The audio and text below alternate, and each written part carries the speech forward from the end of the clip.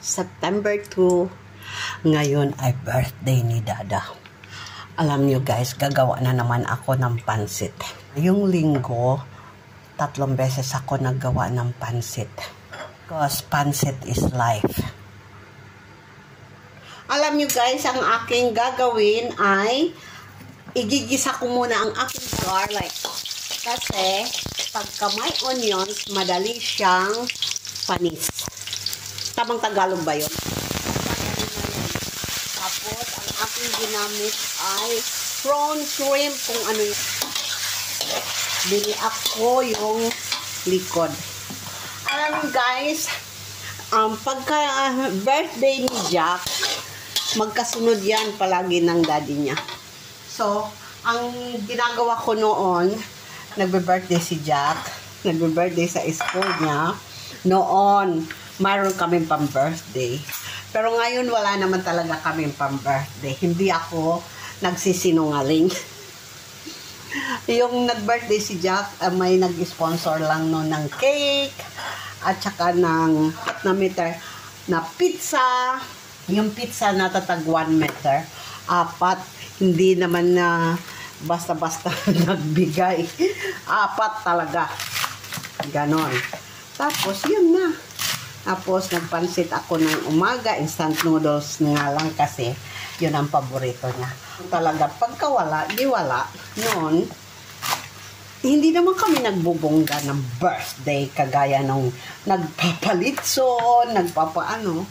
Kasi, andito nga kami sa Muslim country.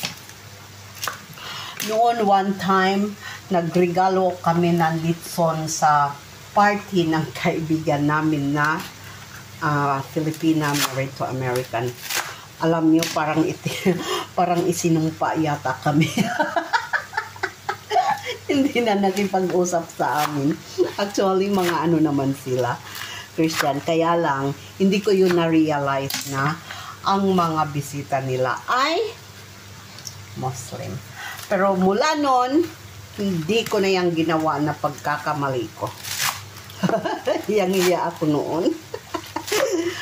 Pero, yan, ganun talaga. Nagkakamali tayo. Basta lang hindi sinasadya na pagkakamali.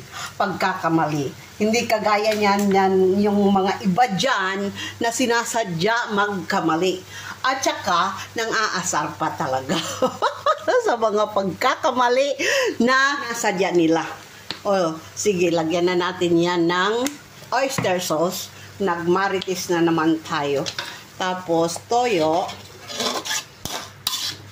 Hindi naman yan kumakain sila ng pansit. Pero, pansit is life. Ako lang ang kumakain ng pansit. At saka, hindi pumasok ang health ko kasi ang sakit daw ng ipin niya. Sabi ko sa kanya, mas masakit pagka walang ipin. Hindi naman sila nagkakain nito, pero may dahilan lang talaga para magsabi ako. Magluluto ako ng ganito. Diba? Pagka mayroon kasi idinadahilan magluluto tayo ng pansit. Diba? Okay guys, itong kawali ko, pabayaan nyo lang yan. Malaki na ang services niyan sa akin. Mas malaki pa ang service niyan sa akin kaysa sa insurance. Guys, ito na. Akin na yan. Pakukuluin.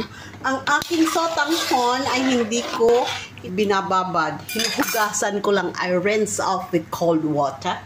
Tapos hindi ko siya pinuputol because para long life. Because pansit is life. Diba? Ang sunod ko yan na ihahalo ay ang aking repolyo. Alam nyo guys, kung nakikita nyo lang kung paano ako mag-video, sumasayaw-sayaw ako. Tinitingnan nila ako ng mga anak ko dito sa bahay. Lalo na si Dada. Natatawa sila habang ako nag-video. Pero okay lang. At least masaya tayo sa buhay. Kahit wala tayo. Ang importante ay healthy tayo. Yun lang yun. Aside from that, wala na kaming ibang hinihiling. Lagay ko na ang aking repolyo. Aside from that, wala na kaming ibang hinihiling. Hindi kami nangihiling ng maraming kayamanan. Ang importante, makaka-survive kami, makakabayad ng school fee, ng nag-iisa na lang nag-school, tapos makatulong ako ng aking mga pamangkin, ng aking pamilya, ang gustong kung meron akong extra. Pero kung wala naman akong extra, hindi naman sila nambablock. Kahit naman ako ganito, at least nakakatulong ako. Yung iba lang dyan na nagsasabi na hindi ako nakatulong sa kanila kasi mayaman na sila eh. Hindi siguro ako ganito ang buhay ko kung hindi ako tumulong. Pero okay lang yun guys, kasi ang Diyos na ang nakakaalam noon. Ayan na guys. Pero pag kami nagbe-birthday, hindi naman kami ng special talaga. Mamaya, i-pick up daw kami ng aking Junakis. Kakain daw kami sa labas. Ayan na guys, sinahalo ko na ang aking pansit sa aking mga gulay. Ayan, ang ganda na ng kulay at saka masarap na yan. Nilagyan ko na yan ng pepper. Ibinalik ko na ang aking repolyo at ang mga shrimps. Ayan na. Ihalo-halo pa yan.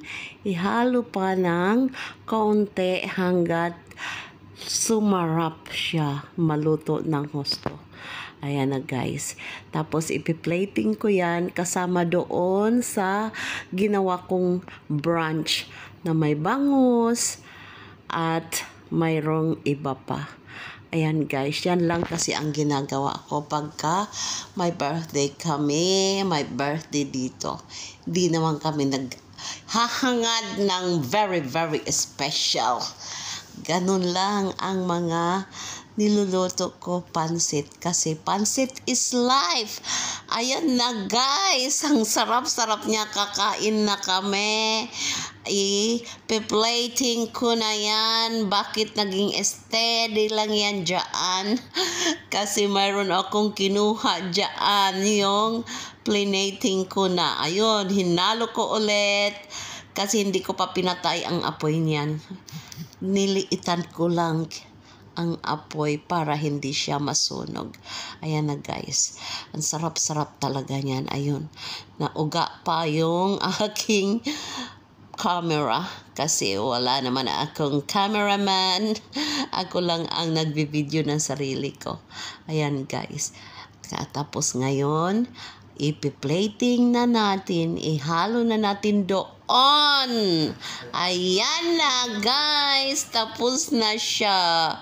Ayan, kain na kami. Bye.